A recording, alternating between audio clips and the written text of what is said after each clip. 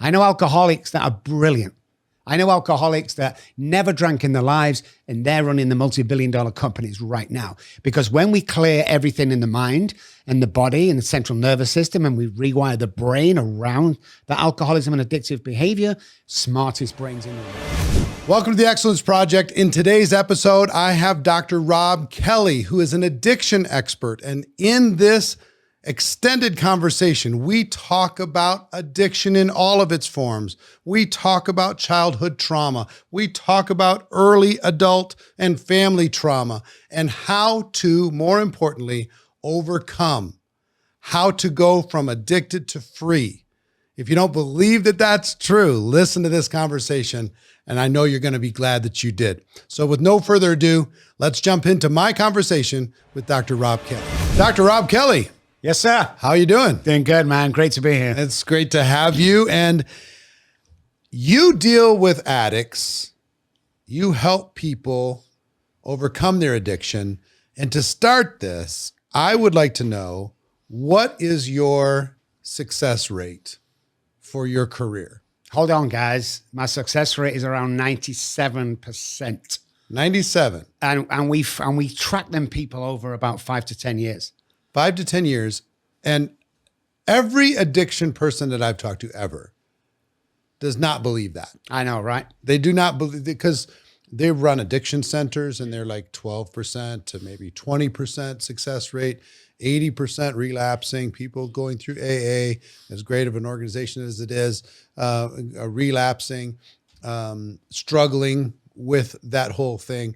97%. And I know people are going to hate on that. And I know people are going to question that. But I wanted to start with that because we met through a friend, through Gary Brecka. Yes. 10X Health. And I had a family member who was struggling with addiction, alcohol in this particular case. And I asked him if he knew anybody, and he helped with the 10X protocol, of course, to kind of get his body chemistry in reasonable shape. But he said, no, I know a guy, and introduced me to you.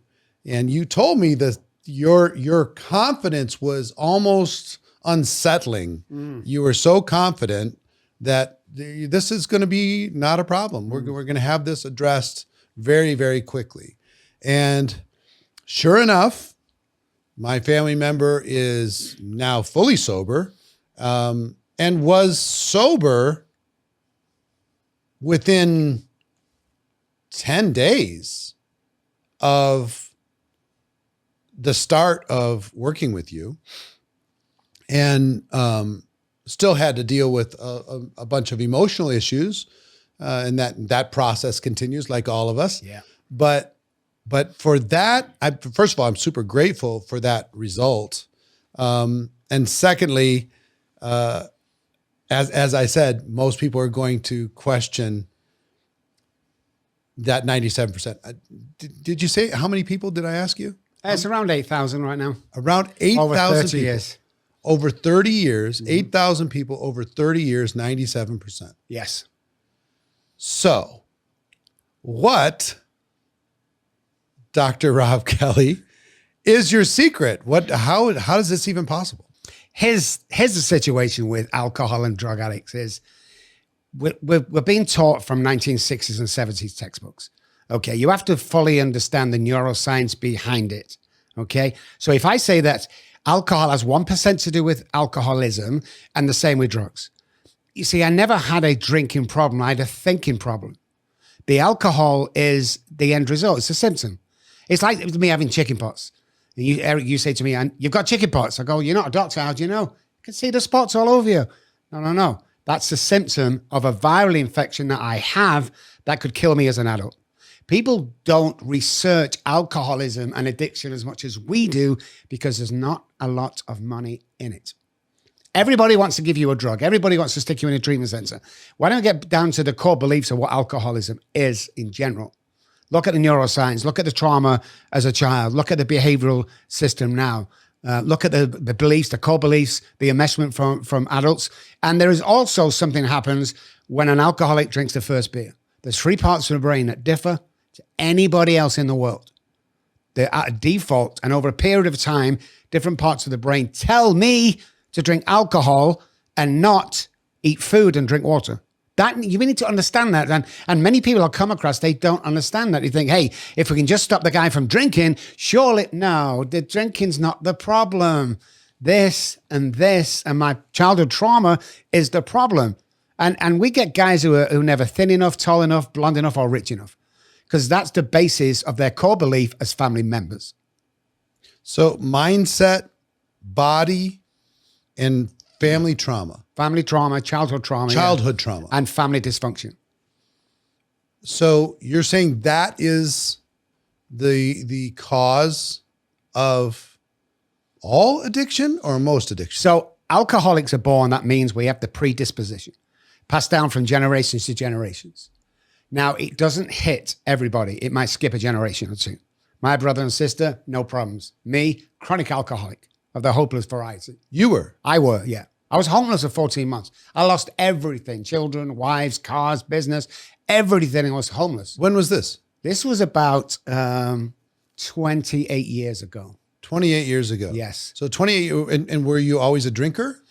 Drink only, though I like drugs now and again, but drink was my main drug of choice. So, and when did you start drinking? The age of 9.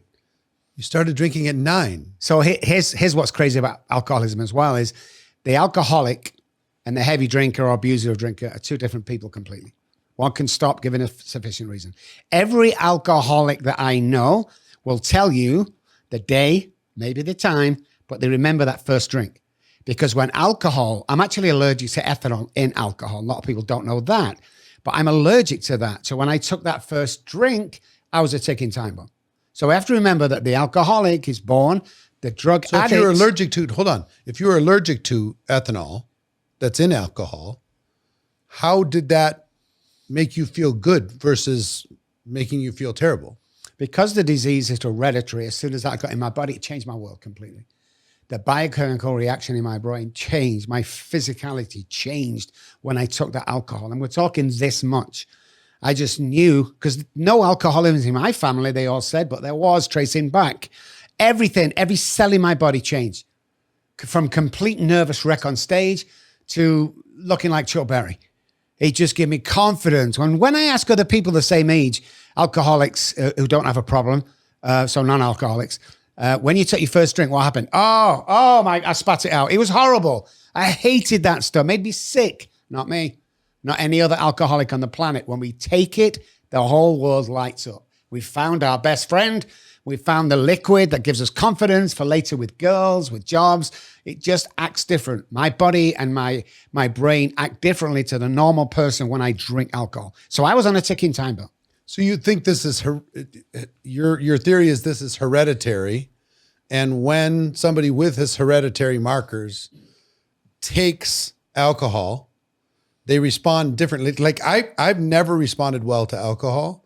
I've always felt almost a little jealous of people who have a drink and have fun. Yeah. Because I never got to the fun. It just gives me an upset stomach. Yeah. It clogs up my sinuses. I get a headache, or I get sleepy. I never get to the fun stuff. Yeah. You know? So, and it's probably a blessing, God looking out for me. But because, you know, if I find something I like to do a lot of it. Yes, of course. Right? So you're saying that there's some people that when they have that drink, they have a different reaction than I had. Yes. And it kind of lights up their body a certain way, their mind a certain way.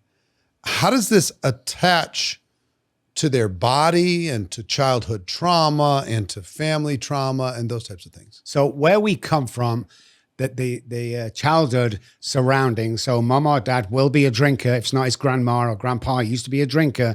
So automatically them learned behavior and measurement from the family introduces alcohol straight away to me. So when I grow into an adult or 10, 11, 12, 13, 14, when I start drinking, this becomes learned behavior as being okay and normal. The problem is, again, it's a biochemical reaction to the ethanol in alcohol that sends me in a different way. So what happens to my mind is I have the obsessive thoughts regarding alcohol. It's going to be okay this time. It's going to be different this time. And this is what it sounds like inside here. To an alcoholic who's gone dry for a couple of days. This is what my mind does. Drink, drink, drink, drink, drink all the time in my head. The only way to stop it instantly is to take alcohol, and everything quiets down. But it becomes the forefront of my thinking and everything. Wives don't matter, kids don't matter, job don't matter. I have to get alcohol. So to the extent that if somebody put half a bottle of vodka and a gun on the bar and said, if you drink that, you have to use that on yourself, I'm taking that bet all day long. I'm taking the alcohol because I'm living in the moment. The obsessive thought that I need to drink that outpowers anything. You cannot stop on your own. It's impossible just to stop when you're the alcoholic. So I'm drinking that and I'm shooting myself in the head all day long. That was never a choice for me.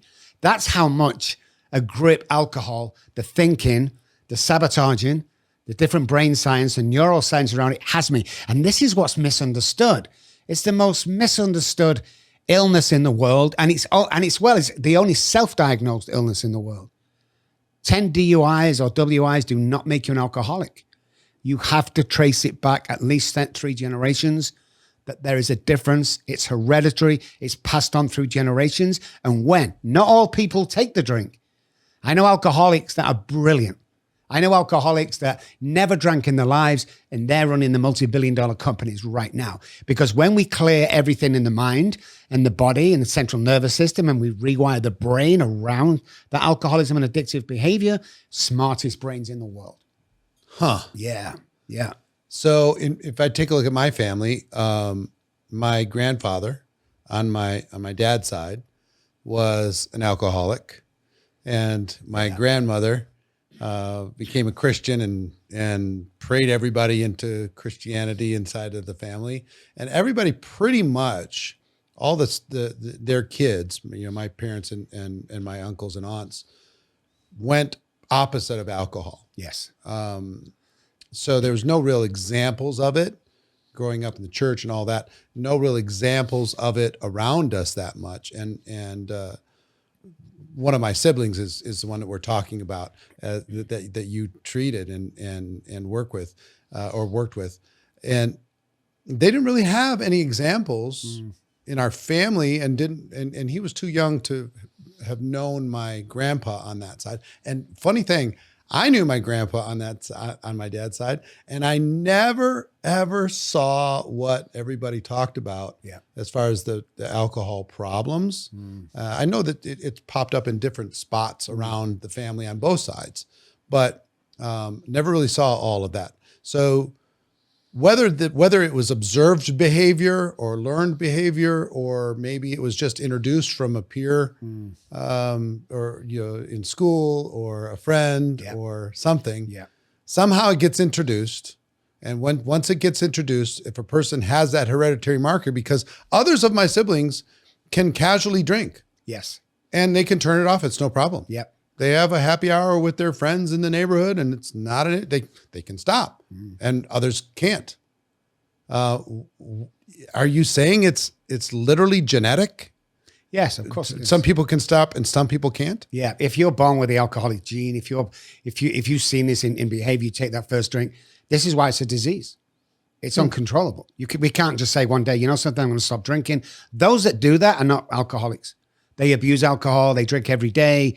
But they're not real alcoholics. That defines the line. So when you look at the alcoholic taking the first drink, it's a ticking time bomb to when they're either going to die years ahead, or they're going to seek some sort of positive treatment, or they're going to go into jail or prison for a long time. There's no other way out. Now, can we stop the alcoholic?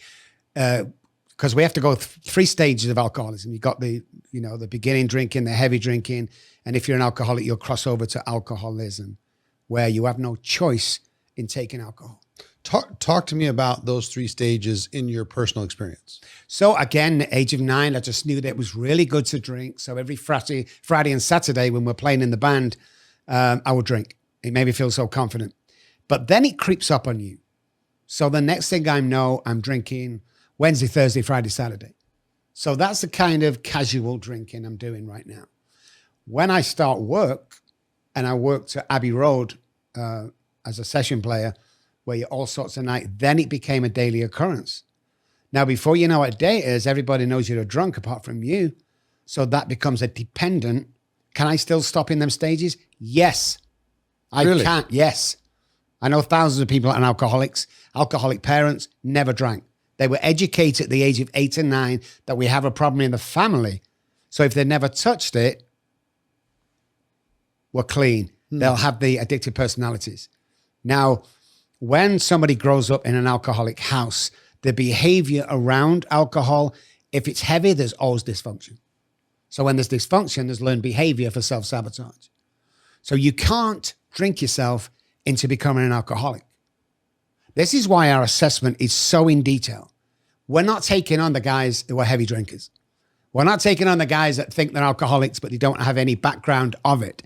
We're taking on the real alcoholics that we can take through our program with a 100% guarantee that we're the only person that offers a money back guarantee, guys. Nobody in the world does that. Never refunded anything in my life. So you can't drink yourself and become an alcoholic. So the process has gone from day one. Once you cross over that passage from heavy drinking to alcoholism, you cannot come back. What is that trigger? I mean, what's don't the know. difference? We don't know. Well, how do you know? Because I couldn't stop drinking for whatever.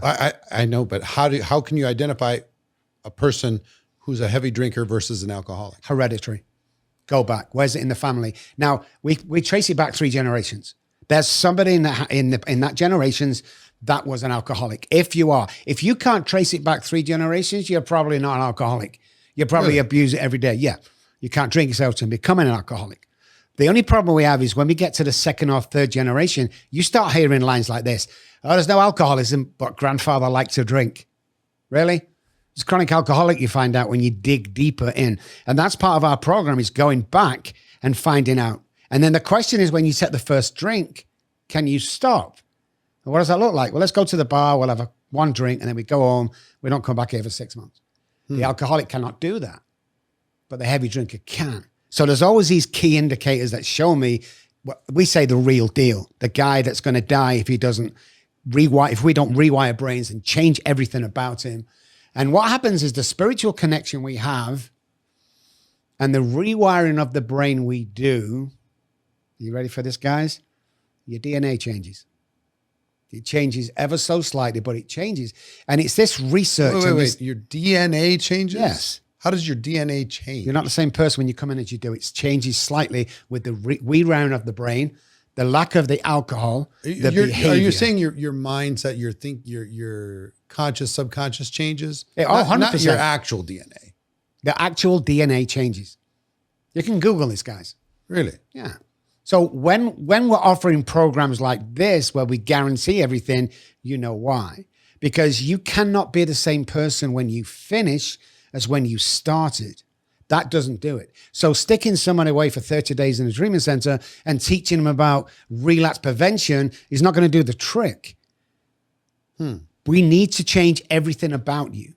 So Google it again, guys. It's online. Our DNA changes. We cannot be the same person as we was, because if we are, we go back to old behavior and old traits and self-sabotage. Then the drinking starts again, and then we're off to the races again. The more relapses we have, it's harder to come off.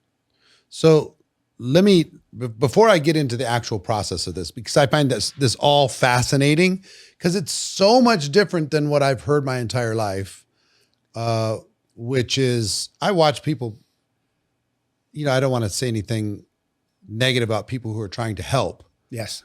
But what I've seen in movies and from stories of friends, the AA meeting of everybody telling each other how terrible they are. It seems so dark and miserable and lost and kind of hopeless. And when you hear about the relapse rate from most people who are addicted to something, you're just like, well, man, there's either addicted people or there aren't, and if they're addicted, and they're probably going to end up homeless and shorten their lives.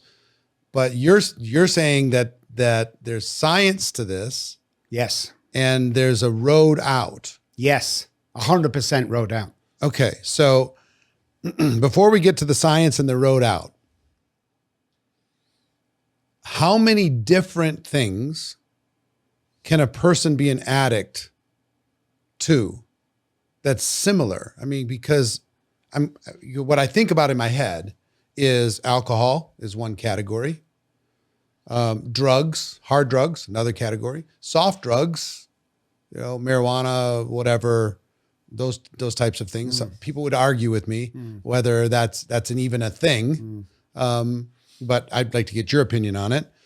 Gambling might be an addictive behavior. Eating might be an addictive behavior. What other addictive behaviors are there? God, there's so many, because everyone's addicted to something. Let's get that on the table straight away. There is nobody that doesn't have some kind of an addiction.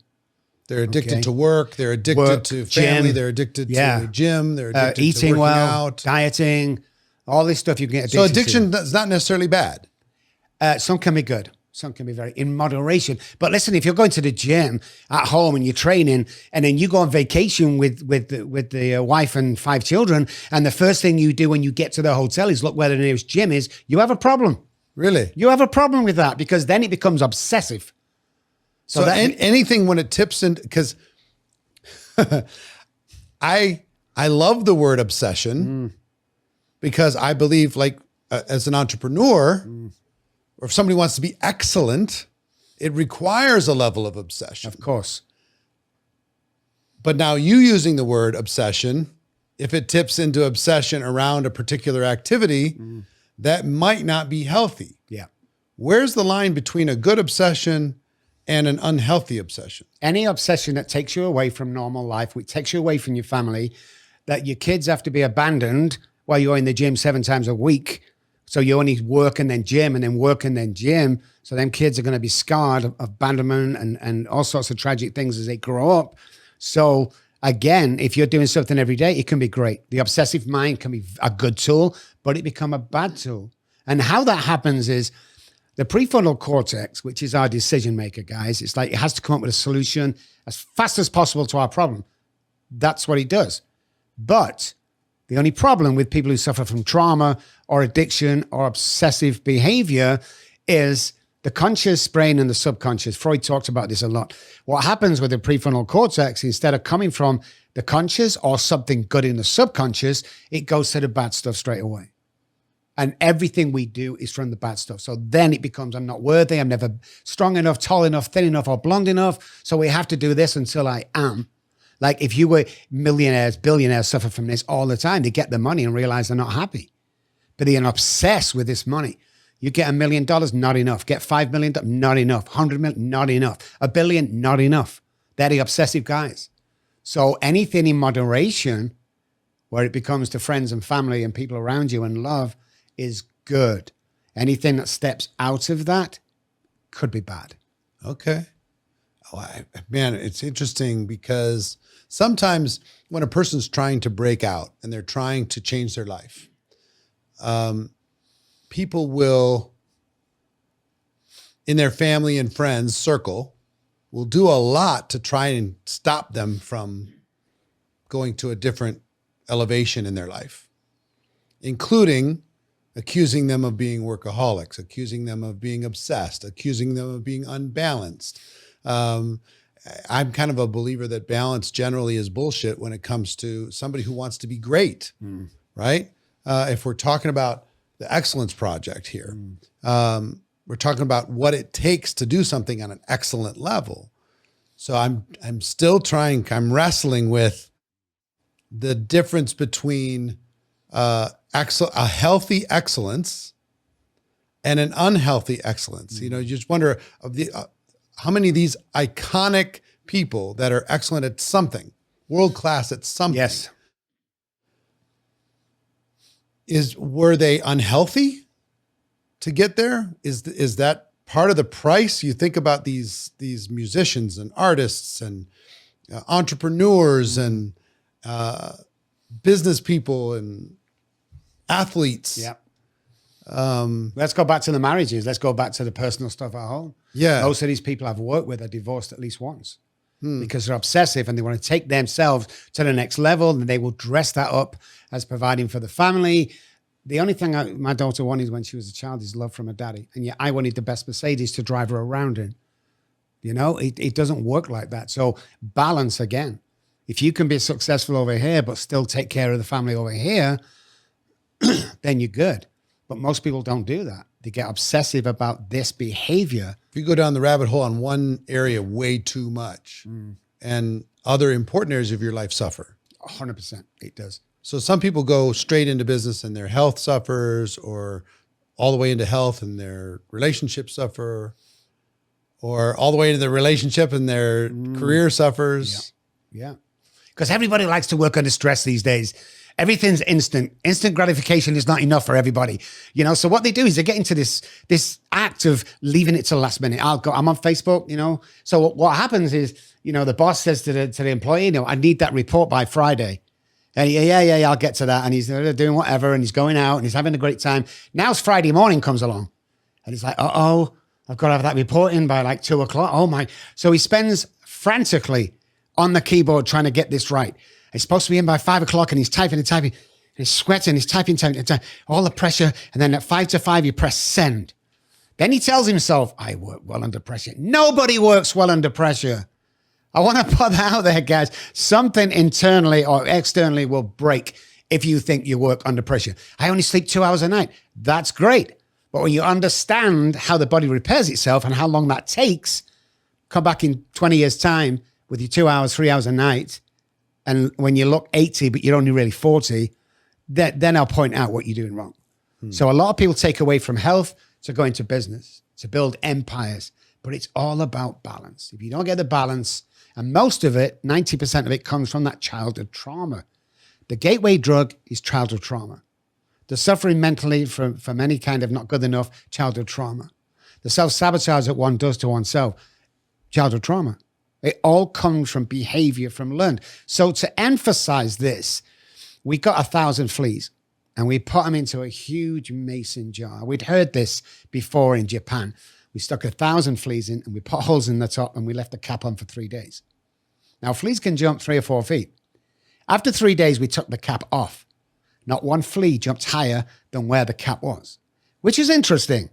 What was more interesting is the babies they had in that jar, they won't jump higher than where the cap was. They've never even seen the cap. Childhood trauma. We only do what our parents and caregivers believe we can do. You know, when we was kids, you know, throwing a ball, we were kicking balls back home. Hey, Johnny, great. Yeah, we go, hey, Johnny, what do you want to be? I want to be a doctor when I grow up. What about you, Peter? I want to be a professional soccer player. What happened to them dreams? I'll tell you. Our families and friends kicked it out of us. That's what happens. Babies are born with 2 fears. Fear of falling and the fear of loud noises. Everything else is man-made. Wait till your father gets home. If you do that, that's going to happen. You can't do that. You can't be a teacher. And we take all this in as children and our teens, and that becomes our core beliefs.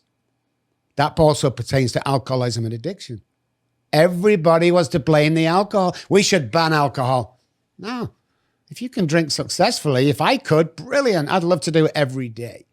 But I can't because of everything we've just mentioned. Puts me in a different category when it comes to alcohol. So the safe bet to me is never drink alcohol ever again. So if I had a glass of Coke and somebody puts 2 or 3 whiskeys without me knowing, and I took that, it will take everything inside me, including my spiritual side, not to go onto a bender there and drink the bottle and the bottle after that and carry on for 3 months. I never went on and, you know, I went this drinking bender for like 3 days. I had blackouts for 3 days. I had blackouts for months. I would wake up in Spain somewhere. I go, where the hell am I? Well, 3 weeks ago, you told your wife to, you know, whatever, and you left the house. That's the real alcoholic. Wow. And the beliefs around that is how successful can I be? Only as successful as a couple of things. What your caregivers told you can be, learn behavior from the caregivers, your journey onto it, and the 5 or 6 people around you. If I hang around with 9 depressed people, I will become the 10th. If I hang around 9, I'm preaching to the choir. If I hang around 9 successful people, I will become the 10th. Learn behavior all the time. I spent a year when I was studying for my behavioral science PhD. I have 2 PhDs, watching chimpanzees in the zoo. I had to go every single day, my professor said. And I watched him for a year. And it was freezing cold. And I hated that man for years and years. But there's a lot to be learned from the learned behavior, the family systems, because the family systems with any alcoholic or addict is 90%. When we involve, let's say it's a guy that's the alcoholic, when we involve the wife and anybody over the age of 18 that lives in the house into the program, we won't take them on unless they want, the success rate of the alcoholic goes up by 42%. This is the stuff that's not being talked about. Well, let's just see if we can let little Johnny stop drinking. We should be okay, and we'll put him back in the world. Right. Not going to fix illness. Yeah. So I want to get back to this timeline, and then I want to get to the solution. And all this is fantastic. So thank you for sharing. So you start drinking 9. It lights you up, makes you happy. You feel different. You're a regular drinker by when? 11. You're a heavy drinker by when? 22. You're an alcoholic by when? 23. And when did you finally get to the stage where you were able to no longer be an alcoholic? Or I don't know how you term it. Do you term yourself a permanent alcoholic? Recovered. A recovered. Alcoholism. Yes. When were you a recovered alcoholic? At what age? 28. 28. So between 23 and 28. Yes. Tell me that journey. How did you get from alcoholic to recovered alcoholic in those 5 years? Okay, I'm gonna condense, guys. Bear with me to this because it's a long story. It's a very intricate story. So when I was working for myself in early telecoms for the Army and Navy, we used to build masts and everything. I started drinking every day. Then I realized that I needed to drink every day to feel normal. You often hear that from alcoholics. So I'm in trouble there. Crazy things happened in my house when I fell into full-blown alcoholism, 22, 23, around that time. I would do things. I stabbed my wife 3 times one night because she wouldn't let me finish my bottle of vodka. She had it behind her back and I stabbed her 3 times. I leant over her, I took the bottle of vodka and I finished it off. That's madness. Not for me. It's normal behavior. So I'm in that category of chronic alcoholism where there's a chance, 3% chance that I may get through this. So what happened is after the stabbing of the wife, they took the children off me and the wife left. Now I'm left in the house, drinking myself to death. Before I knew what day it was, Eric, the kids are gone, the wife are gone, the cars are gone, the houses are gone, my license to practice was taken off me. And all of a sudden I went to my family for 2 days. They threw me out. What was your license to practice? Psychology. Psychology. Yes. Okay. So I went from my parents. They threw me out after 2 or 3 days because I was insane. I went from friends to acquaintances to the streets. I remember waking up on the streets out of a blackout thinking, what the hell just went wrong? Like I'm living in this, back in the day, $280,000 house, which is like $1 million house today. The world is amazing. Everything's going great, to homelessness. Most of that was blackout. That's how quick it attacked me. I couldn't stop. I could not stop drinking. And that's when one night, 14 months on, 7 suicide attempts. 2 of them worked. I was dead and they brought me back to life on the side of a dirty, rainy, wet road in Manchester. I hated them medics for that. But I had to live on. I couldn't kill myself. I tried everything. Try and kill. I tied myself to the railway tracks once because I've seen this train go every single day. And I couldn't live. I couldn't live with alcohol. I definitely couldn't live without it. So I went further down so there wouldn't be panic and no one could see me. I tied myself to these tracks, did everything. And then this one I tied and I waited there. And then I heard the rumble of the train through the tracks. It was like giving me $50 million right there. The relief from that was phenomenal. I listened as the train got nearer and nearer. I started crying because it was going to be all over for me. Thank God it's going to be all over. About 10 minutes before the train got to me, it swerved off onto another track. I'd never seen the track, but it swerved off. Another failed attempt. Went to the top of a 28-story building, bottle of vodka, stood on the lip to the end, drank it as fast as I could, woke up, fell backwards, not forward. There's a ton of stories where I didn't seem I could kill myself. But one rainy, early in the morning, it was Sunday morning, about 2 or 3 o'clock. I'm away from everywhere. I'm walking where there's factories, where there's businesses, nobody there that time of day. And I dropped down to my hands and knees. And I started to cry like a baby. Now, here's the important part. I wasn't crying because I'd lost my wife and my children. I wasn't crying because I lost my money and my cars and my houses. I was crying because the first time in my life, I realized I couldn't stop drinking. I looked up to the sky and I said, if there is a God up there, I can't do this on my own anymore. 30 seconds, not even a minute, this guy come out of nowhere. Little Bible in his hand. He said, do you want help? I says, I'm dying. He says, he's a recovering alcoholic. He took me back to his house. And he said to me, you can stay here for as long as you like. We're going to get you well. And we're going to get you back into the game of life. On one condition, that you come to this AA meetings with me. Well, I hated them meetings. It's like everybody's pissed in the morning. Everyone's got, I did down. It's like, no one's happy in here. I don't know why I'm here. But there was a guy in there with white hair, casual clothes, very peaceful guy. And he said, my name's John. Some of you might have heard about the John story. He says, I'm a recovered alcoholic. Everybody gasped. How dare you say recovered in these rooms? We're all suffering. After he finished talking out that big book, he mentioned God, he mentioned everything. He mentioned the steps and everything. I went up to him and I've never asked for anything in my life. You know that today. I don't ask for stuff. And I went to him and crossing the room, which must have been about 20 yards, felt like I was crossing the Sahara Desert. I wanted to get to him. I couldn't. I was scared. And I said, John, would you be my sponsor? And he said, no. He said, but I will be his spiritual advisor for a period of 12 weeks. I walked to that man's house every Wednesday, left Derek's at 7 p.m., got there for 8, stayed till 9 or something like that. It's 1 hour every Wednesday for 12 weeks. This guy taught me stuff. He talked about God. He talked about philosophy. We talked about lots of stuff that doesn't really pertain to alcoholism as a whole. I knew when I left that house, the last day, that my life had changed. And he said to me, he said, Rob, tomorrow's going to change. All your life's going to change tomorrow. And I said, John, I love you and thank you for taking through all this. But I'm living in a guy's basement on a blow-up mattress. My life ain't going to change real quick. The very next day, Derek came home at 12 o'clock lunchtime. I said, what are you doing home, Derek? The guy who sweeps the floors, he's just resigned. Do you want a part-time job? I said, oh, yeah, okay. That turned into a full-time job later that week. So when I got my first pay packet, which back in the day was money stapled to an envelope showing you hours, I went to the gas station, petrol station. I bought John a little teddy bear and a card. I remember what I wrote. I wrote, thank you for introducing me to God because he took the compulsion to drink away. And I walked back to John's house. When I got there, he didn't look the same, but I knew it was the same place. Knocked on the door, no answer.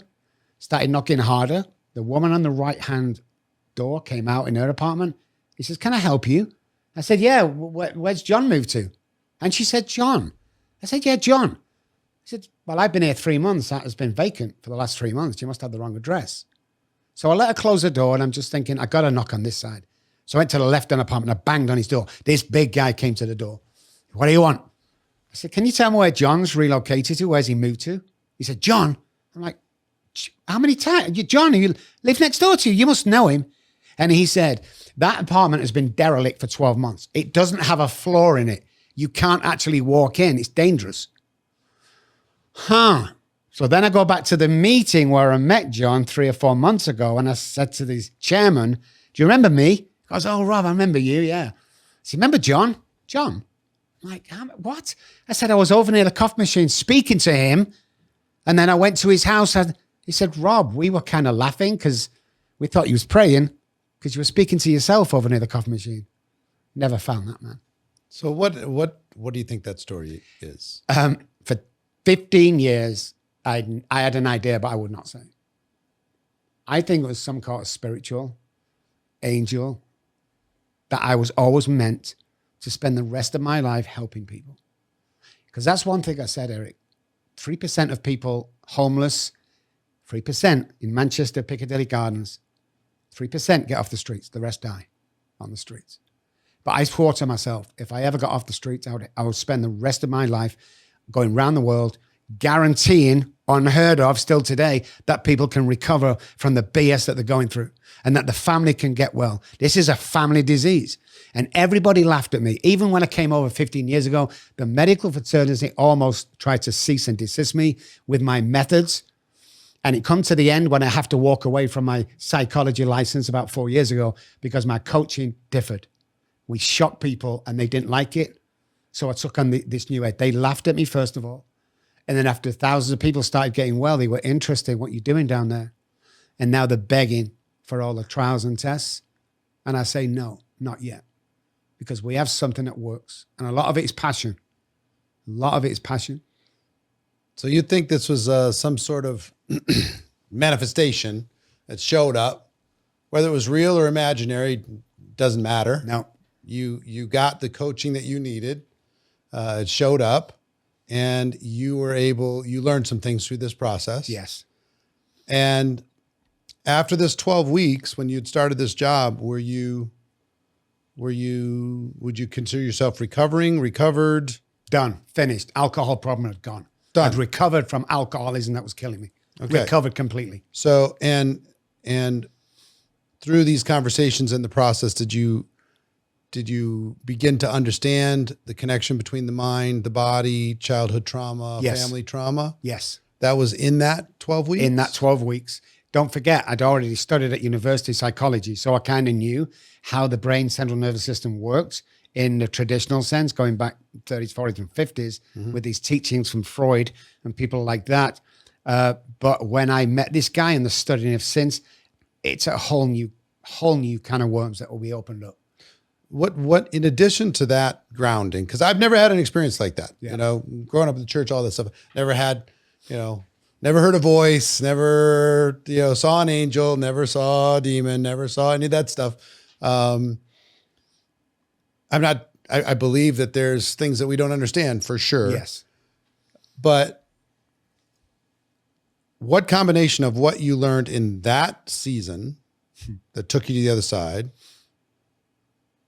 and your formal education, what would you say what is your formal education, by the way? I have a PhD in psychology, a master's in psychology, and a BA in human biology. Then I got a second PhD at Southampton University only about 8 years ago in behavioral science. Okay, so you're qualified. Yes. How many of those degrees happened after you became a recovered alcoholic? 3. 3 of them. Yeah.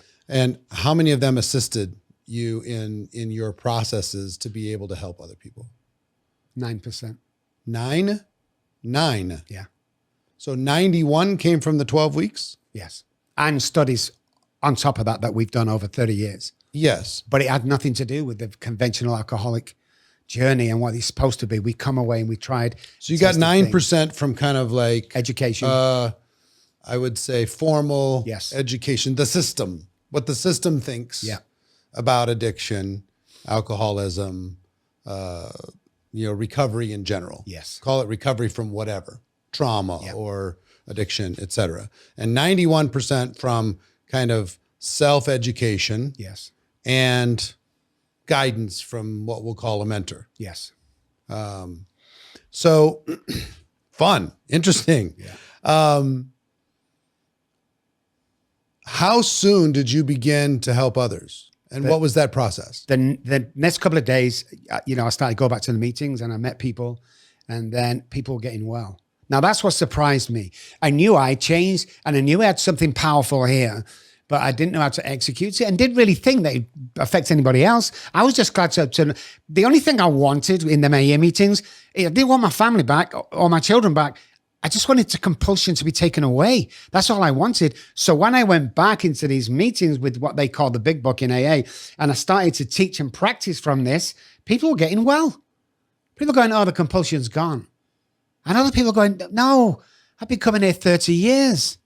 You're supposed to come in here and moan and not have a great day because you can't drink alcohol. And the whole shift started of these people getting well. And we ended up holding the library gave us, a central library in Manchester, gave us 2 or 3 nights. We would hold classes of between 300 and 500 people at the same time while we taught people that this is a terminal illness.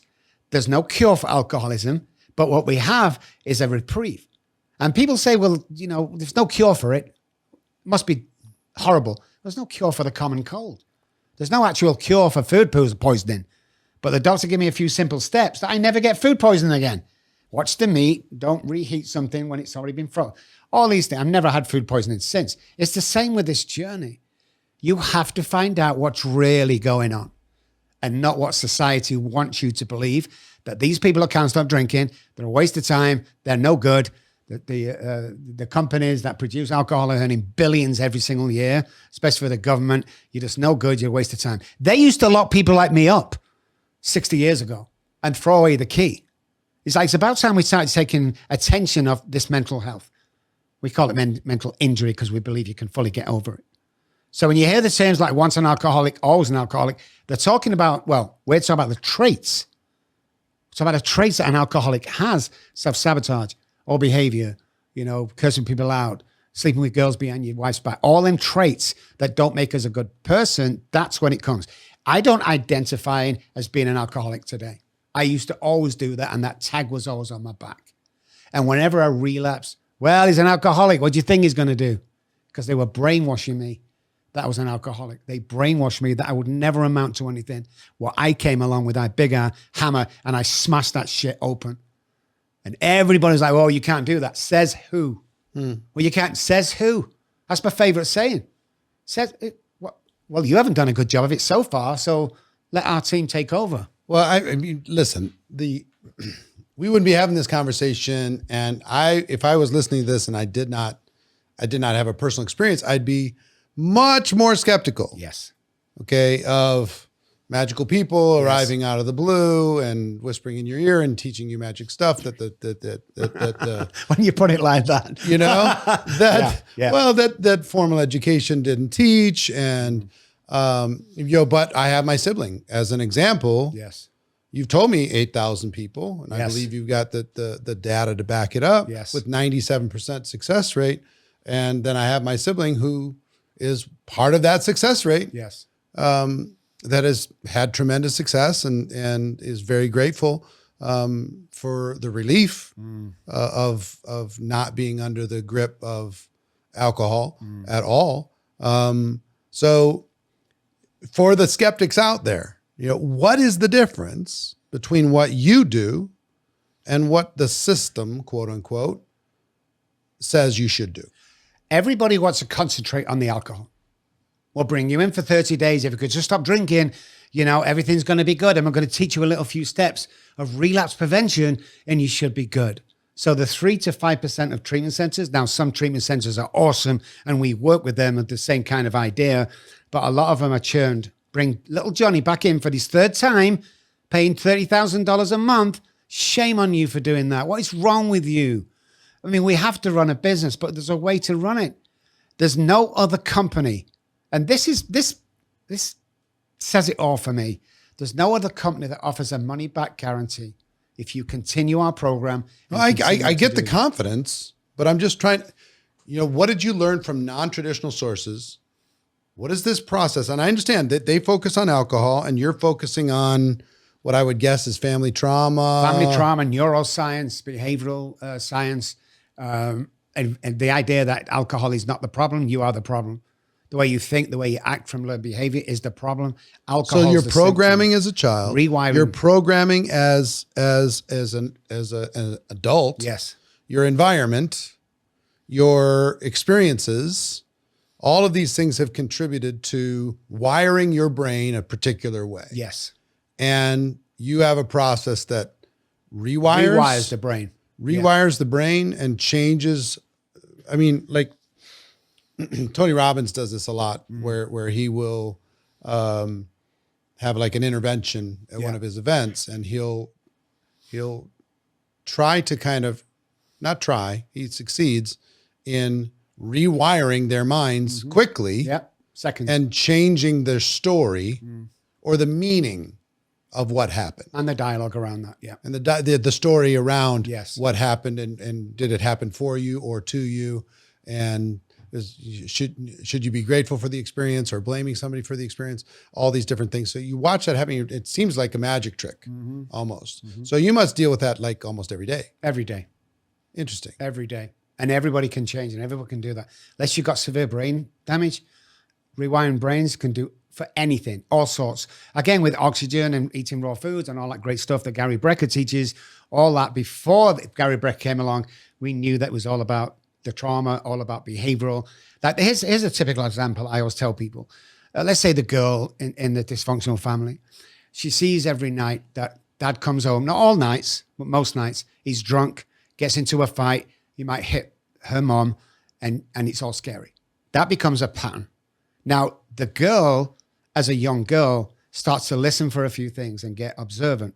She just wants to know if it's going to be a good night. Is daddy going to be good? Or is it going to be a bad night where I have to hide? Now, she will tell you categorically 30 years on that she can remember when the key went in the key. If it stumbled around a bit, she needs to go and protect herself and tell mommy to go and hide. If it went straight in. So what happens to that child as she grows up is she attracts the guy that always ends up being an alcoholic and always ends up beating her. And the fact, through the energy and our sourcing, what happens is that becomes normal because of the learned behavior. Now, when you get a girl who comes out of that and marries a good guy or dates a good guy, she will self-sabotage that because the thinking behind that is this is not normal. And the thinking behind people with trauma is I'm going to get you first because I know you're going to get me. I'm going to pack in this job now because I know you're going to fire me. That's all we think about. And it's a nightmare and it's a horrible way of thinking. If we can't get out of that, you will always be in that victim mode. So in step number one, when you sit down with a person, and before I talk about step number one, I'm assuming that most addictive behaviors are similar. Yes. So alcohol is a proxy for drugs or. But again, alcoholics are born. The others are learned behavior. Learned behavior. Yes. And but is it a similar process if somebody's addicted to working out or addicted to whatever? Yeah, a cheerleading, sex addict, and it's all the same. Gambling alcoholics differ. The rest are all the same. The treatment for both is exactly the same. Okay, so treatment's the same. Alcohol is a little bit different from the hereditary point of view. The rest is learned behavior. Yes. Okay. And trauma. So, and as people are listening to this, if this is resonating with you, either you or somebody that you love, somebody that you care about, somebody who's struggling, somebody you're watching and you feel helpless, I would highly encourage you to forward this to them, give them a little bit of hope, a little bit of education. And it's been helpful for my family. I'm certain it can be helpful for your family. At least the ideas, right? So back to step one. Step one, your person walks in and says, Dr. Kelly, I have a problem. Where do you start? What do you do? Well, first I have to find out if he's an alcoholic or does he have the addictive personality? And you say he, is there a difference between male or female addictive behaviors? There's a rumor that females nowadays are more susceptible to alcoholism or addictive behavior. I don't believe that myself, not through our tests. So it feels basically, it does feel basically the same? Yeah, 50, that's what our figures tell us. I just didn't know.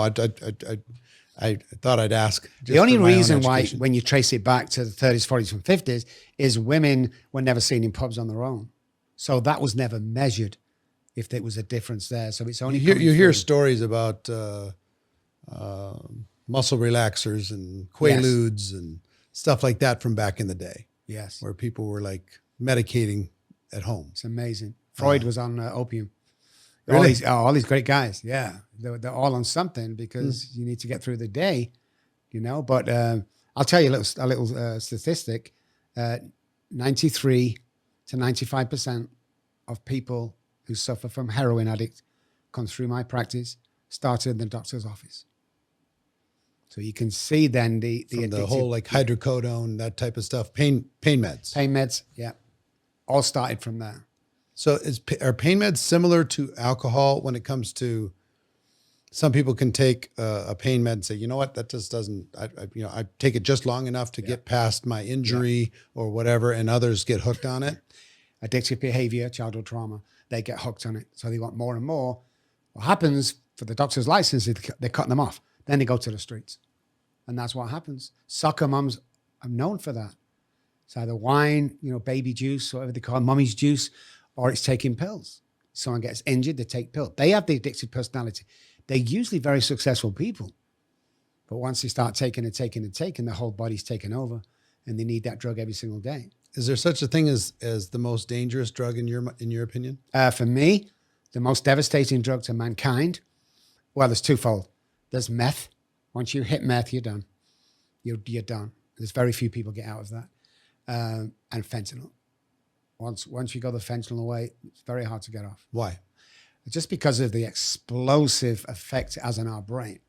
So if you look back to our moms, we're about the same age, when they had babies, operations, all sorts of crazy surgeries, they took morphine. So we have to ask ourselves, were they different in those days? No, they're exactly the same. Why are we not using morphine today? Purely financial reasons. So the body doesn't know the difference when you're alcoholic or addict between street drugs and pharmaceutical drugs. They do exactly the same job. So when we talk about the drug itself, we did this experiment, what we thought was crazy, is we paid people who were known addicts. We tried to keep them off, but we knew they were going to relapse. So we asked them in kind if we could follow that journey, and we pay you money for that. I want a phone call the minute you think of it, and then we'll pick you up. We'll take you to the drug dealer, and you can buy the drugs. We're not coming in because that's illegal. You can buy the drugs. You can do whatever you want. We measured all of that. And what was the most intoxicating part of that journey, do you think, Eric? I don't know. It was the drive to the drug dealer. Really? It's not about the alcohol. It's not about the drugs. Yeah. It's the fix was coming. Yeah. It's that drive. It's that, hey, listen, I'll tell you a crazy story that you're going to like. And guys, alcoholics are going to resonate with this, is I'm homeless. I'm in Manchester. I'm stood outside a liquor store and a newsagent, the same, 5 o'clock in the morning. I'm sweating profusely. It's snowing. I have a pair of shorts on and a string vest, and I'm sweating. I'm also going into the delirium tremors. That means if I don't get alcohol, I'm going to need hospitalized soon. I'm sweating. I've got banging headache. This guy knows me, very kind Pakistani guy. He would open the door at 5:30. I would sneak in, and I'd tell him what I needed. And I got in. I could hardly take my money out of my pants, and I put it on the counter. And I said, "Can I have a bottle of vodka?" He said, "Sure, Rob." And at this time only, this is what changed everything for me. This was my aha moment. So the bottle of vodka was there. I slid I think it was 10 pounds, and I grabbed the bottle. And this was my reaction. Headache went. Mood changed. Chills went. Sweating stopped. I'd not even opened the bottle, but the grip on the handle, everything was at ease. And that's when I realized it's not the alcohol. And this was 30 years ago. It's not the alcohol. How do we test and try this if I ever got sober? It's not the alcohol. And I was telling people this. They were laughing. Of course it is. We all drink. We're alcoholic. It's not the alcohol. It's that predetermined. It's that thing in the brain that gets to rush. We've shown heroin addicts pictures of a bag of heroin. Pictures. Lights up just the same as if they were having the heroin. It's not about the alcohol and drugs. And the quicker we realize that and start teaching people and educating people around that, the more people recover. So back to the process. And I apologize to everybody. I keep having these little side notes that keep you away from step 1, step 2, step 3. And I know it's impossible because I coach and I work with a lot of different people. And if I'm trying to help them with a breakthrough, I got to ask a bunch of questions. Yes. And I got to figure some things out. Where did they come from? What have their experiences been? What's the blueprint that they have in their mind? What was their environment? What's been their life journey? Or to be able to figure it out. And everyone's a little different. Yeah. There's themes that you're like, oh, okay, it's that theme. Yeah. So I need to go this direction. And I am the furthest thing from a qualified psychotherapist or neurological expert or anything. I just know how to help people have a breakthrough in entrepreneurship, in network marketing space, or in business. So a person sits down with you and says, Dr. Kelly, I've got a problem. How can you help me? Take me through let's say it's 90 days worth of guidance. Yeah. Walk me through what you do in that process to be able to take them from being, bound up to being free. So the first question we ask them is going through similar to yours. Tell me your background, alcoholism in the family. Tell me where it kind of all went wrong for you, whether you're addicted to anything in the world. What is that addiction? Alcohol separately. So we ask them, when you take the first drink, can you stop? Alcoholics say, no, I can't stop. That's the problem. Okay. So we set them records down and we look at their process. So the assessment tells me whether they are ready to come on board.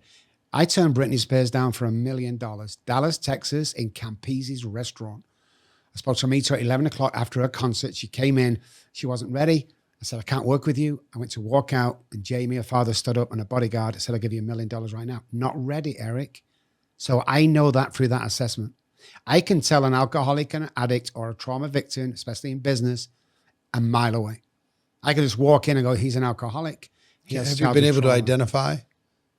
Identify what gives you that knack? There's something there that we've never put our fingers on. I just know. So that comes into play. The eyes come into play as well. You can usually tell eyes, markings or bags underneath here, how awake they are, how docile they are, the body behavior when they come in. And I will do all sorts of sneaky things to find out. A kid came in once, Oxycontin was his deal. His parents brought him in. I knew he wasn't ready, but his parents were begging and crying. So I took him into the room and I said to him, hey, listen, I've got 2 oxys from the last patient come in. Why don't you take it tonight, get it out of your system, we'll start tomorrow. And he said, awesome, we'll do it. Walked him back out to his parents. I'm sorry, he's not ready. So that's the prime importance when they come in is he ready? And then we go back. So first process, you can ask some questions, and from those answers, you're going to find out if they're still negotiating or if they're ready. Yeah. And that's important to me. I'm not taking anybody that's not ready. We don't work like that. If I can't say to your parents, to your husband, to your wife, I guarantee his success, we're not touching you. Just for my own sanity. So we go through that process is the first stage of the first day of the first hour with me. From then, we design a little bit of program around you from week to week. Now, you probably do this like I do. The second, third, fourth day is how they show up. So I don't have a manual that goes, okay, day 2, my psychotherapist does and my coaches do. They have manuals they go through, but I don't have that. And just I don't do a lot of one-on-one coaching anymore. Mine's mostly one-to-many. So it's kind of one size fits all, and the willing and the hungry and the coachable show up. Yes. Yours is different. Yeah. It's highly personal and highly individualized. So you're saying after you've done this assessment, okay, I'm going to take you on. What are the markers that show you how they're showing up? And what course corrections you need to make? Behavioral science is always a big one. The way they come in, the way they act on Zoom, the eyes, the stature, whether they're dressed, if they're unshaven. Well, you're going really fast. Say those things slowly again. Can't remember them now. It's all about how these show up. So I'm looking for any lies. I can tell if you're lying, body movement, eye movement, little tiny vein here that shows up. If you're a fake smile, there's no creases in the eyes if it's a fake. But if it's a real smile, everything like that when they show up. And I can base on there where we're going for the future. If he comes on Zoom, unshaven, last night's clothes on, I'm also looking for that. I'm looking for his patterns and his behavior. I'm watching him and monitoring, breathalyzing him with people I have all over the country and drug testing along that process in the first week. So one of the things that I do is I'll give somebody an assignment of some sort and I see how they respond to it. Yes. And if they don't do it or they have a story, then I know that there's something blocking them from that level of difficulty. I lower the assignment down until I find a level of acceptance. And then I start ratcheting it up. Do you do the same? Or we give them 5 things every day to do, whether you started on day 1 or what day are the 19. 5 things that you give a person who is on the journey to recovery? What are the 5 things that they must do? I ask them. Really? I said, give me 5 things that you think you complete. And the first couple of days is make my bed. Brilliant. Let's do that. The idea is the 5 things, and you have to text in 4 times a day, as you probably know. Keeps them accountable. So the brain's focus on that 2 o'clock check-in. We've got you for that couple of minutes. But it's also, I tell them, what can you do? Give me 5 things you're going to do. Okay. First so you time ask in their them. life. Yeah, I asked to them. give you five things that you will commit to doing every single day. It changes. 5 things every day different. What if they just bullshit you and say, well, I will eat, I will breathe, I will sleep. I'll let them get away with that. I will watch TV. Yeah. I'll get away for the first day and then we go higher. Okay. What do we need to do today? Well, I'm going to have dinner. No, it doesn't count. Give me something else. I'll write that assessment. Okay. That's one of them. Let me tell you now categorically that if you don't photograph that or fax me that or email me that, you're done. So accountability is a big deal. Big deal. So coming up with some structure. Yes. So you have them check in with you 4 times a day via text. Because for people listening, what we might have glossed over is this is not in person. No. This is not inpatient. No. This is not going to a treatment center. They're in their home by themselves and you are helping them remotely, which might baffle a lot of people. Yeah. And I watched it happen because my sibling was living in my house during this process and watching the check-ins and watching the disciplines. Yes.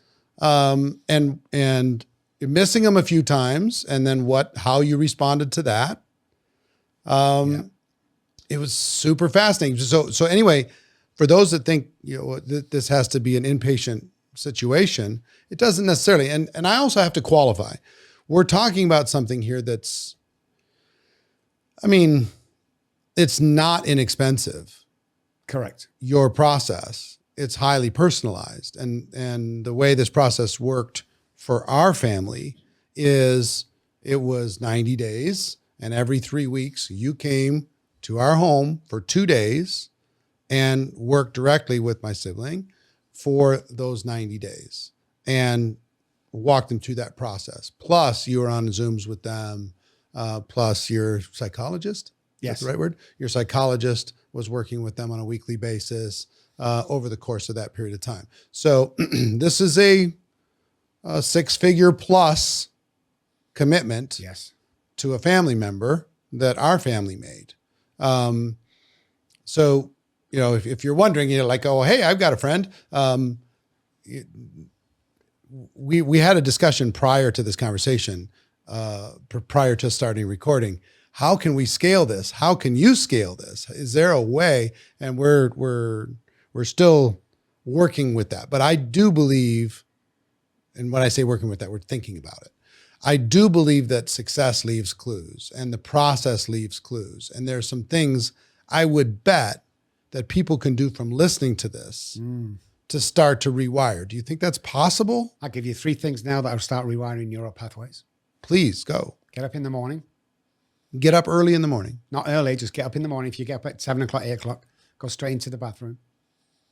If you brush your teeth with your right hand, start brushing with the left. Look into the mirror.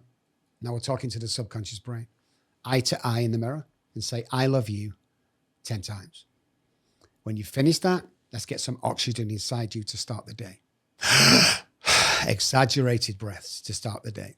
That 3 of them rewires straight away. How many breaths? I always tell my guys do 25 in the morning, 25 lunchtime, 25 in the evening. Okay, so left-handed teeth brushing. Yes. Look straight in the eye in the mirror. I love you. I love you. I love you 10 times. Yes. And exaggerated breaths. 25. Will change your life. Will change your life. Change your life. Guys, listen at home. I know there's a lot of people listening and or watching. Do them 3 things. If your life doesn't change that day, give me a call. I'll send you $100 for wasting your time. Never happened yet. Really? Part of alcoholism, part of childhood trauma, part of a new life. Anybody can be anything, anytime, rewired, ready to go, successful. Period. All right. So that's something that you can start with. And you provide structure. You provide a lot of counseling. You provide support. You provide. One thing I found interesting in the process that I witnessed was your certainty was contagious. Yes. Like you were so certain it made me nervous. You're like, I remember that conversation. Yeah, like for sure, 100%. Like what? You're so yeah. Got it. Because with the sibling at the time, the addiction was alcohol. I sat down with them and when it first came to the house, being in a difficult situation, dark. And I said, can you go cold turkey or do you need a nightcap? Do you need something? What should we negotiate while we're starting this? And we ended up negotiating one small drink. I poured the one small drink before bed. And I asked you about it. And you said, yeah, go ahead. You can do that for a few days. But after a week, we won't need that anymore. And I'm like, what? I mean, we went from a lot to one. And you're like, really? I'm like, really? So there's something about the certainty. I don't know if that's part of your secret sauce, but it certainly was infectious because when my sibling was having difficulties, he relied on that certainty. Yeah. And I kind of did too, as a cheerleader on the side, right? So anyway, the structure, rewire your brain, left hand toothbrush, I love you in the mirror, exaggerated breath. You're saying that will start the process, coming up with some routines and new habits in the day. 5 things. Yeah. 5 things. Pick those 5 things. Hopefully they're constructive, but you need to be consistent. What if they get flaky and they start not doing the 5 things? We'll fire you. We'll drop you. No drop refunds. You're gone, finished. Yeah. And we warn them that. You text them 4 times a day. We don't want at 5:02, 2 minutes 2, or 2 minutes after 1 o'clock if that's your check-in time.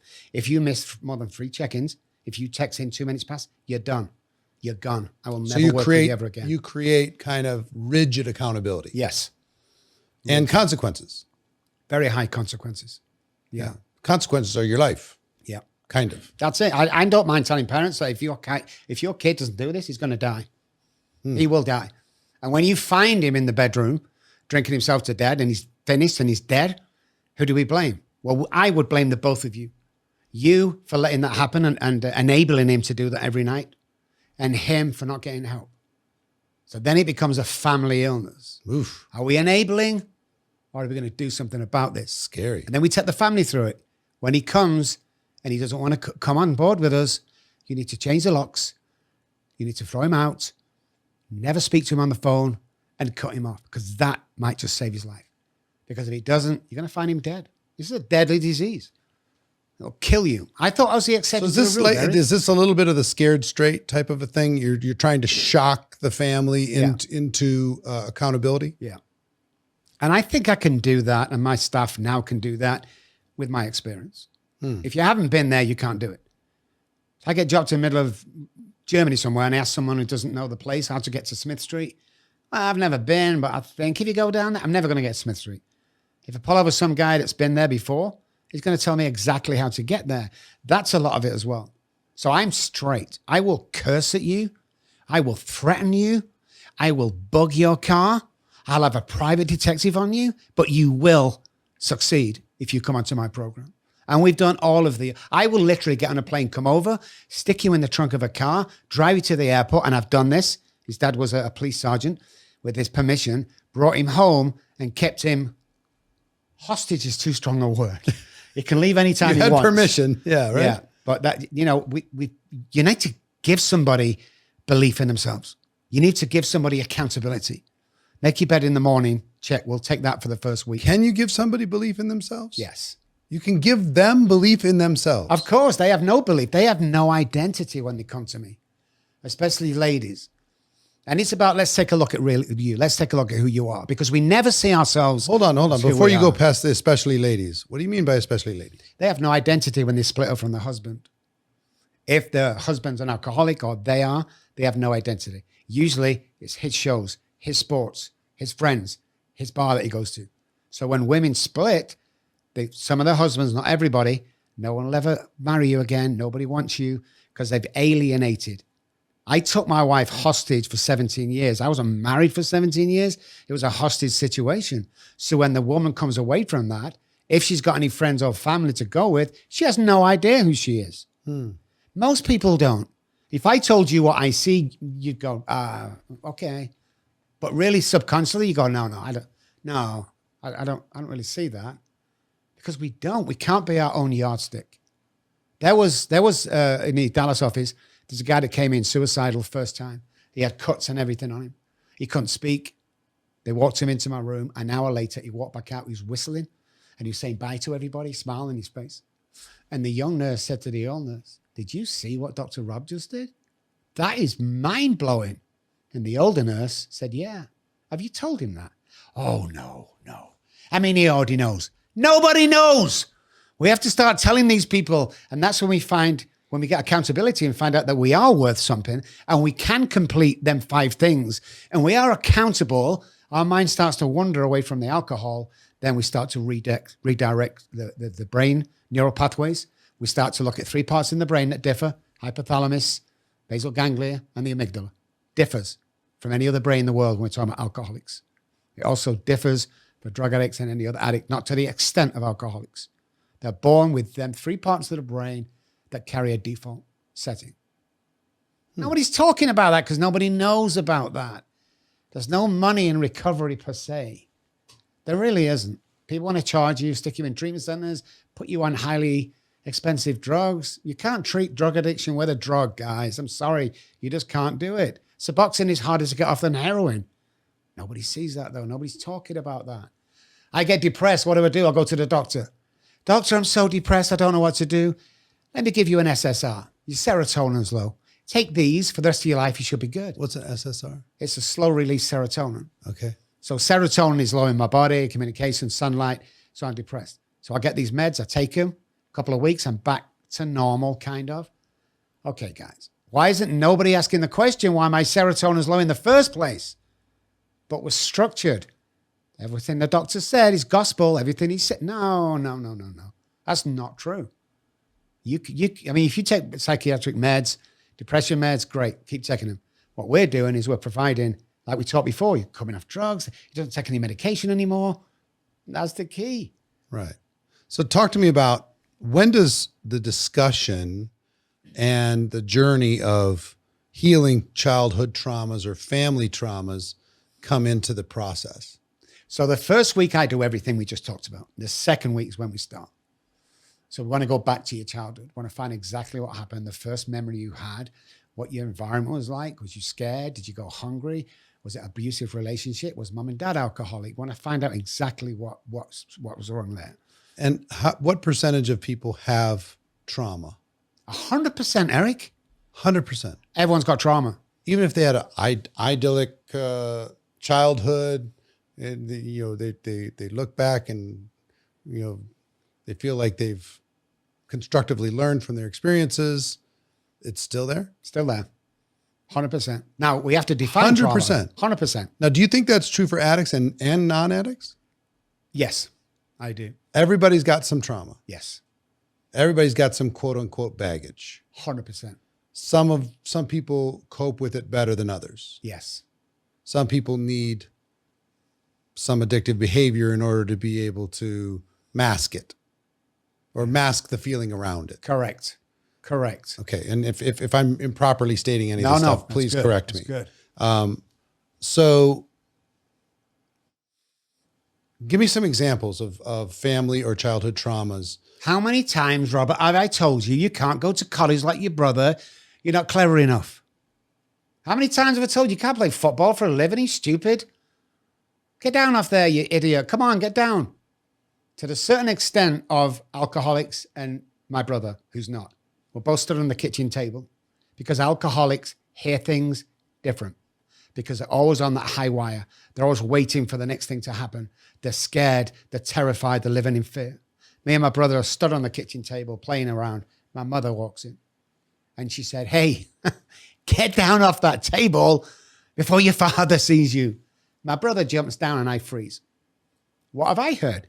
"Get down off that table, you stupid idiot." That's what I hear. And if you ask real alcoholics who's been through what I've been through, they'll identify with that. Oh my God. Oh my God. Oh, yes. Yes, I hear things different. Because we do. That's part of the disease.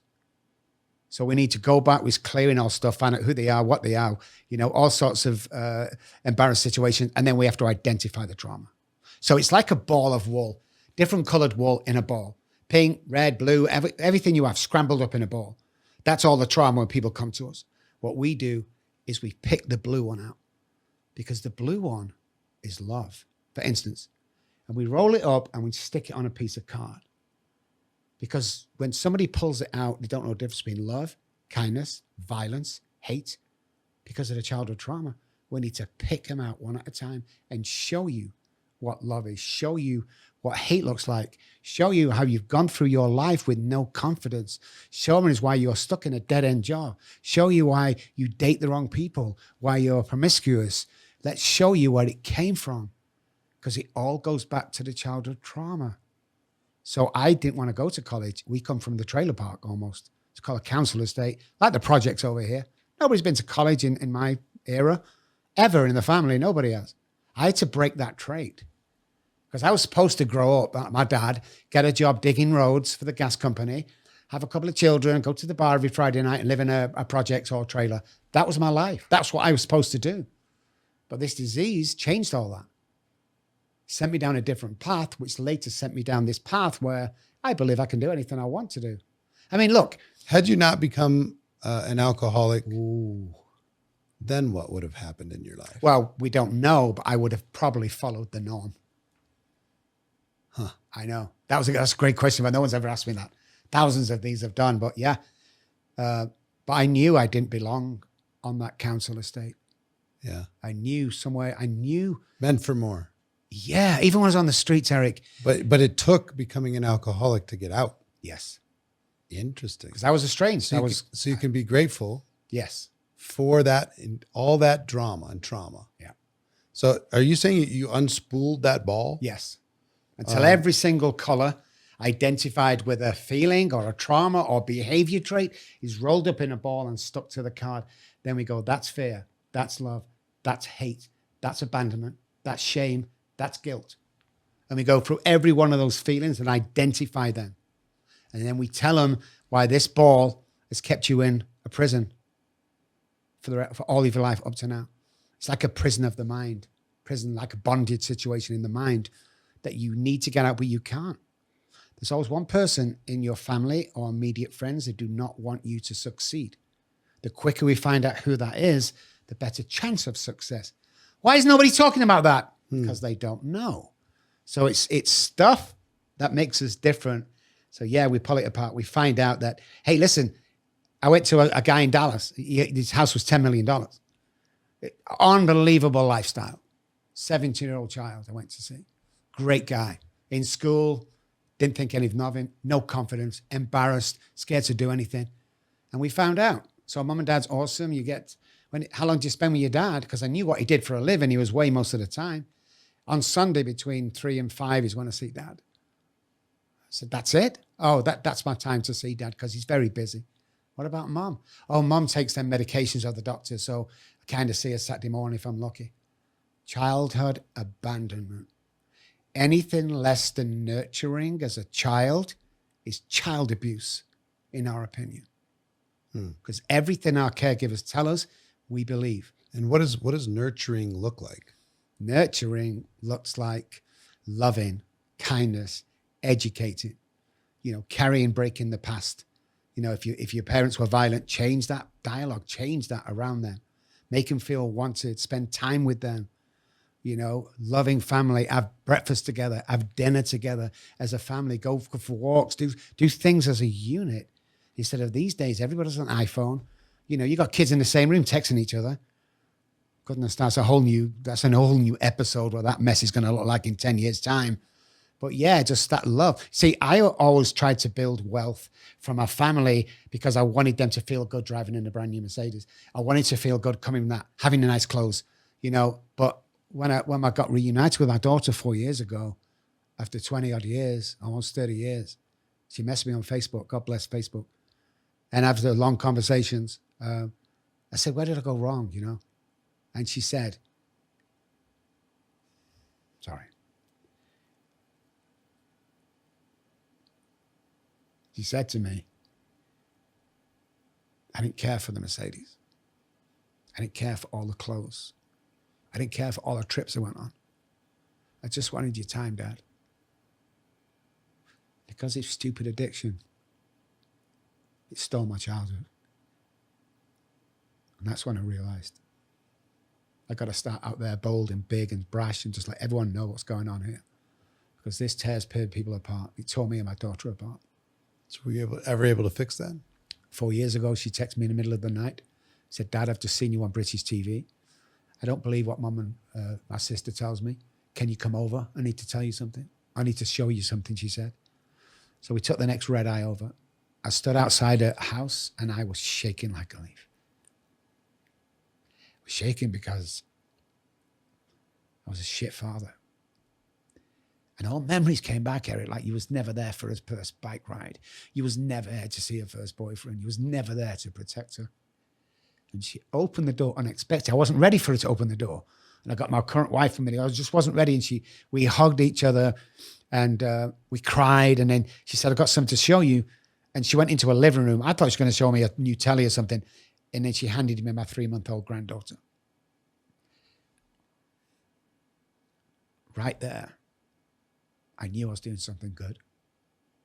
I knew that all the fights I'd had with people, all being turned away by the medical fraternity, being laughed at by counselors, working with people day and night, getting people well, reuniting families, right there and then, Eric. And I mean this kind of joking, but kind of, if I'd have died right on the spot, I would have died a happy man. But you see, that little girl who was 30-something wanted to go back to college and learn what we do. 9 months ago, she finished that college we paid for, and she's now my lead therapist in my Manchester, UK office. I've met her. Yes, you have. Beautiful lady. Absolutely. So everything that we went through, all our crap from our past, if done properly and taken through my program properly, becomes my greatest asset. Like the homelessness was like a semester at Harvard for me. It was the education was unbelievable. And then loss and then reunite with daughter, unbelievable. I learned so many things for the childhood and the family dynamics and the family system training that we did. It's like, we're not talking about this, guys. We're talking about the alcohol. We're talking about the depression. We're talking about the lack of we're not talking about this, what caused it, and how it all can be fixed. All of it, no matter what problem you've got, becomes fixable. And with the trauma, how many times is it a severe one-time sexual abuse or physical abuse or one-time traumatic thing, and how many times is it just a slow, methodical, dysfunction by 1,000 cuts? Both. If a woman, this is the biggest one with women, they get raped or they get abused by parents or siblings or aunts and uncles. When that first trauma happens right there, then there's a series of traumas happen after. Because when somebody takes abuse of the power of the individual, the brain starts to change, the central nervous starts to change.